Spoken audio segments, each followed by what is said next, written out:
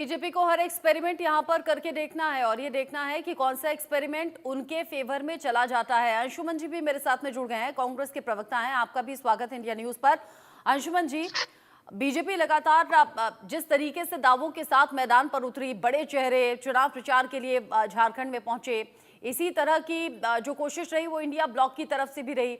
अब अभी मौजूदा वक्त में कौन सा मुद्दा काम कर गया, कौन सा मुद्दा काम नहीं किया, ये तो रिजल्ट के बाद ही साफ हो पाएगा। लेकिन कांग्रेस किस तरह की उम्मीदें कर रही है?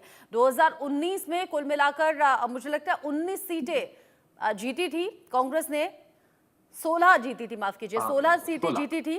तो कैसे अभी मौजूदा वक्त में कांग्रेस क्या इसमें कुछ नंबर्स ऐड कर पाएगी या फिर कुछ कम हो जाएंगे? मौजूदा स्थिति क्या इशारा कर रही है, क्योंकि अभी तो बड़ी जिम्मेदारी है इंडिया ब्लॉक के तौर पर।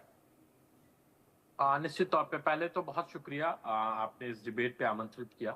और सबसे पहले मैं बताऊं कि झारखंड में पिछली दफा 2019 के चुनाव में इंडिया गठबंधन कुल मिला के 47 सीटें जीता था। इस बार हमारे इंडिया गठबंधन में एक और साथी ऐड हुए हैं, माले ऐड हुआ है हमारे साथ, CPI-ML, जो कि 4 सीटों पे लड़ रहे हैं। वो उनकी पिछली बार एक सीट थी बिना गठबंधन में लड़े हुए। तो इस बार इंडिया गठबंधन सबसे पहले तो 50 सीटें पार करने जा रहा है, ये बिल्कुल तय है झारखंड में। दूसरा, दावों से और इन चीजों से बचते हुए झारखंड सरकार के जो पिछले 5 साल के जो काम है, इंडिया गठबंधन की सरकार का जो काम है, वो जनता देख रही है। किस प्रकार से हमने महिलाओं के खातों में पैसे देने का काम किया, किस प्रकार से हमने सड़क बनाने का काम किया, किस प्रकार से वहां पे हमने इंफ्रास्ट्रक्चर पे काम किया है, किस प्रकार से वहां पे हेमंत सोरेन जी की सरकार ने युवाओं को नौकरियां देने का प्रयास किया है, किस प्रकार से वहां पे केंद्र के तमाम रुकावटें पैदा करने के बावजूद, जैसा कि अभी मुझसे पहले वरिष्ठ पत्रकार महोदय बता रहे थे कि किस प्रकार से 1,43,000 करोड़ रुपया केंद्र द्वारा बकाया है, झारखंड का जो हिस्सा है वो बकाया है। उसके बावजूद पिछले 5 साल में, और 5 साल में हर कोई जानता है कि 2 साल कोविड में बर्बाद हो गए, और उससे ज्यादा जिस प्रकार से 2 साल से अधिक तक भारतीय जनता पार्टी वहां पे बैठ के झारखंड में एक पूर्ण बहुमत की सरकार, आपने कहा कि ज्यादा फर्क नहीं था, 25 सीटें उनकी थी, 29 सीटें जेएमएम की थी। मैं इसमें आपको थोड़ा सा ठीक करना चाहूंगा। भारतीय जनता पार्टी सभी सीटों पे अकेले लड़के 25 लाई थी। हमारा गठबंधन में हम चुनाव लड़े थे और हमारे गठबंधन की 47 सीट थी, तो 25 और 47 में कोई मेल नहीं था। उसके बावजूद बार बार बार बार विधायकों को तोड़ के किस प्रकार से वहां पे खरीद फरोख्त की कोशिशें की गई, किस प्रकार से वहां पे सरकार गिराने की कोशिशें की गई, किस प्रकार से एक निर्वाचित, एक चुने हुए मुख्यमंत्री को जेल भेजा गया, षड्यंत्र के तौर पे जेल भेजा गया, फर्जी केसों में जेल भेजा गया, उन केसों में जेल भेजा गया जिन केसों में उनको कोर्ट के द्वारा बाइज्जत बरी किया गया है, किस प्रकार से कांग्रेस पे झूठी तोहमतें लगाई गई। तो ये सबको झारखंड ने पिछले 5 साल में देखा है। इन सब के बावजूद 2-3 और फैक्टर्स हैं जो मैं ऐड कर दूं। अभी मुझसे पहले जो बोल रहे थे उन्होंने एक बहुत ही अच्छी बात कही कि भाजपा जो कोशिशें कर रही है वो कोशिशें इसने लोकसभा में भी की थी। आज भाजपा वहां पे 3-4 चीजों पे खेलने की कोशिश कर रही है। भाजपा एक चंपई सोरेन जी को ले जाके एक बहुत ही बड़ा मुद्दा बना के भुनाना चाहती है। पूरा झारखंड जानता है। देखिए, झारखंड इस प्रकार का प्रदेश है नहीं। झारखंड झारखंड में ये चीजें चलती नहीं है। देखिए, हेमंत सोरेन जी को जब जिस तरीके से जेल भेजा जा रहा था, हेमंत सोरेन जी चाहते अपने भाई को मुख्यमंत्री बना सकते थे, हेमंत सोरेन जी चाहते अपनी पत्नी को मुख्यमंत्री बना सकते थे, हेमंत सोरेन जी चाहते तो अपने गठबंधन साथी कांग्रेस को मुख्यमंत्री पद दे सकते थे। लेकिन उन्होंने अपने पार्टी के एक वरिष्ठ कार्यकर्ता को उन्होंने मुख्यमंत्री का पद दिया। जब वो वापस आए तो निश्चित तौर पे जो यथास्थिति थी पहले की जनवरी की, जिसमें हेमंत सोरेन जी वापस से मुख्यमंत्री बने, चंपई सोरेन जी मंत्री बने। लेकिन जिस प्रकार भारतीय जनता पार्टी ने उनको डर दिखा के, जिस प्रकार से लालच दिखा के उनको तोड़ने का काम किया है, अभी उनके बेटे को भी चुनाव में टिकट दिया है, तो ये सब चीजें झारखंड बर्दाश्त नहीं करता है। लोकसभा से पहले भी गीता कोड़ा जी हमारी एमपी थी, वो भाजपा में गई, 2 लाख के करीब वोटों से हारी। सीता सोरेन जी जेएमएम से थी, वो बीजेपी में गई, वो लोकसभा का चुनाव हारी। जो सीट बीजेपी पिछली बार दुमका जीती हुई थी वो सीट हारी। तो ये सब चीजें, ये इस तरीके की खरीद फरोख्त की राजनीति झारखंड में चलती नहीं है, तो भारतीय जनता पार्टी नाकाम होने वाली है। तीसरा, भारतीय जनता पार्टी वहां पे बहुत ही हद तक कम्युनलाइज करने की कोशिश कर रही है, हिंदू मुस्लिम चुनाव करने की कोशिश कर रही है। झारखंड में ये सब चीजें नहीं चलती है। देखिए, क्या है ना कि सबको पता है, तो फिर ऐसा नहीं है। क्या चलता है आपको झारखंड में, ये भी बता दीजिए। झारखंड में मुद्दों की राजनीति चलती है, झारखंड में काम की राजनीति चलती है। 53 लाख महिलाओं के खाते में पैसे जा रहे हैं, झारखंड में ये चलेगा। लोगों के बिजली बिल माफ हुए हैं, झारखंड में ये चलेगा। युवाओं को रोजगार देने का प्रयास हुआ है, झारखंड में ये चलेगा।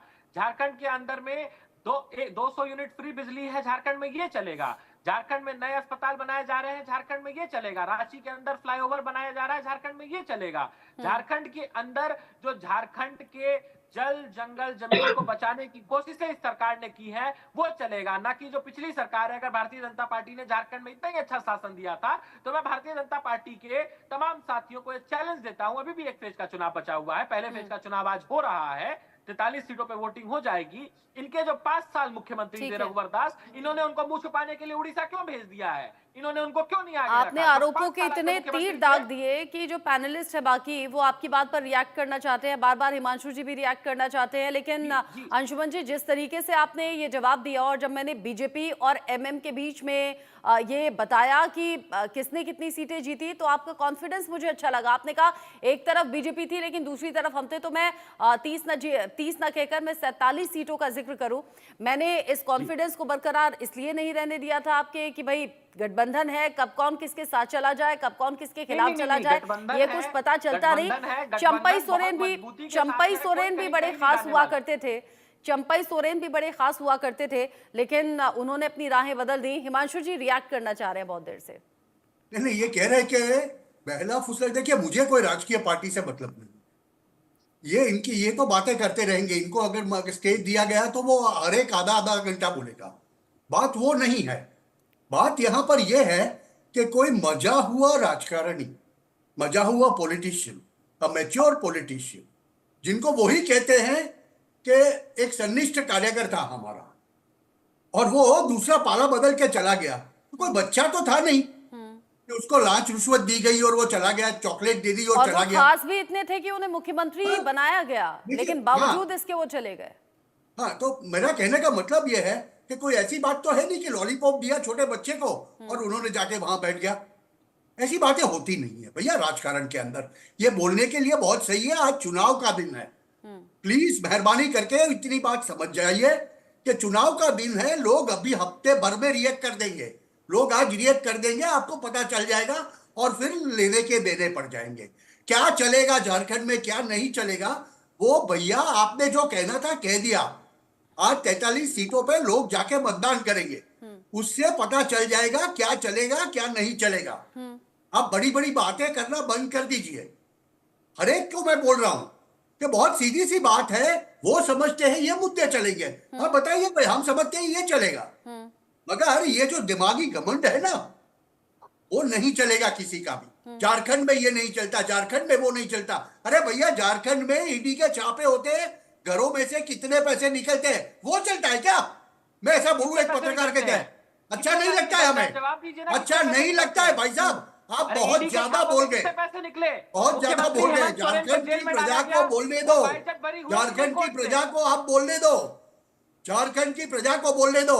ठीक है, आपने बहुत बोल लिया, पार्टी ने बहुत बोल लिया। मैं प्रदीप जी का रुख कर लेती हूँ, मैं प्रदीप जी का रुख कर लेती हूँ। नोटों के पहाड़ का भी जिक्र प्रधानमंत्री नरेंद्र मोदी ने अपने भाषणों में किया था, लेकिन प्रदीप जी बावजूद इसके नोटों के पहाड़ भी निकल गए, ट्रिपल जिहाद का मुद्दा भी बीजेपी ने उठा लिया और भ्रष्टाचार परिवारवाद तो लगातार हावी रहा ही उन भाषणों में, लेकिन बावजूद इसके कुछ बुनियादी सवाल हैं। अब आप हालांकि ये भी कह सकते हैं कि विधानसभा चुनाव और लोकसभा चुनाव में फर्क होता है, लेकिन 2024 लोकसभा चुनाव में बीजेपी क्यों पिछड़ गई? 2019 में 11 सीटें, लेकिन 2024 में महज 8 सीटें। ऐसा क्यों हुआ? बीजेपी यहां बढ़त क्यों नहीं बना पाई? और अगर लोकसभा चुनाव में पीछे रह गई, यानी अपनी ही सीटों के नंबर को पीछे छोड़कर पिछड़ गई, तो फिर अब 2024 के विधानसभा चुनाव से इतनी उम्मीदें कैसे, किस आधार पर? देखिए, एक तो नैरेटिव बनाने की कोशिश की जाती है कि 5 आदिवासी सीटें जो आरक्षित हैं वो भारतीय जनता पार्टी ने गंवा दी, तो बाकी की 9 सीटें भी तो हम जीते। इस बात को कोई नहीं कहता है। गैर आदिवासी सीटें जो थी, जहां शेड्यूल कास्ट की भी सीटें रिजर्व है, वो सीटों पर हमने जीत दर्ज की। तो एक जो नैरेटिव बनाने की कोशिश की जाती है, मैं समझता हूँ कि उसकी हवा इस बात से निकल जाती है कि 9 सीटों की चर्चा न करने के बजाय इंडिया अलायंस के लोग 5 सीटों की ज्यादा चर्चा करना चाहते हैं। ऐसा नहीं कि आदिवासियों का मत हमें प्राप्त नहीं होता है। और अब एक एक करके मैं जवाब दे दूं, क्योंकि बहुत सारे लोगों ने बहुत सारी बातें कही हैं। एक तो 1,36,000 करोड़ की जो बात कही जाती है, 1,43,000 करोड़ नहीं है, 1,36,000 करोड़। झारखंड मुक्ति मोर्चा हो या कांग्रेस पार्टी हो, उनके नेताओं से हमने बार बार एक सवाल किया कि आप एक ब्रेकअप बता दीजिए कि नरेंद्र मोदी को सत्ता में आए 10.5 साल हुए, तो क्या ये बकाया 10.5 वर्षों का है या फिर पिछली सरकारों का भी कोई बकाया? तो कांग्रेस पार्टी और झारखंड मुक्ति मोर्चा इस मसले पर कुछ बोलना नहीं चाहती, सिर्फ एक नैरेटिव बनाने की कोशिश की जा रही है, लोगों के दिलो दिमाग पर ये बिठाने की कोशिश की जा रही है कि हमारा पैसा रोक कर रखा गया। जब शिबू सोरेन कोयला मंत्री हुआ करते थे केंद्र में, तो उन्होंने इस राशि को लाने के लिए क्या कोशिश की, उनको ये भी बताने की जरूरत है, लेकिन वो हिम्मत नहीं दिखाते कि शिबू सोरेन ने कोई प्रयास किया नहीं किया, क्योंकि 1991 से 96 तक जो सरकार चली थी नरसिम्हा राव के नेतृत्व में, किस तरह से 3 करोड़ रुपए लेकर आंदोलन के बेच दिया था। देश में अपने तरह का एक अनूठा उदाहरण था जब सांसदों ने रिश्वत के पैसे अपने अकाउंट में लिए। और अभी कह रहे थे अंशुमान जी कि झारखंड में क्या चलेगा नहीं चलेगा, मैं बताऊं इनको कि इंडिया अलायंस की बात कर रहे थे कि पहले झारखंड मुक्ति मोर्चा, कांग्रेस और आरजेडी साथ थे, अब माले भी साथ आ गया। ठीक है, सुनने में तो अच्छा लग रहा होगा आपको भी कि नेशनल चैनल पर कि भाई अलायंस बढ़ा है इनका कुनबा, लेकिन अलायंस के जो उम्मीदवार हैं एक दूसरे के खिलाफ दावेदारी कर रहे हैं 4-5 सीटों पर, ये इन्होंने होशियारी के साथ नहीं की। तो कहीं ना कहीं जो अलायंस का स्वरूप दिखाने की कोशिश की जाती है, वो अलायंस यहाँ बिल्कुल तार-तार हो चुका है। और महिलाओं के खाते में पैसे देने की बात कही गई।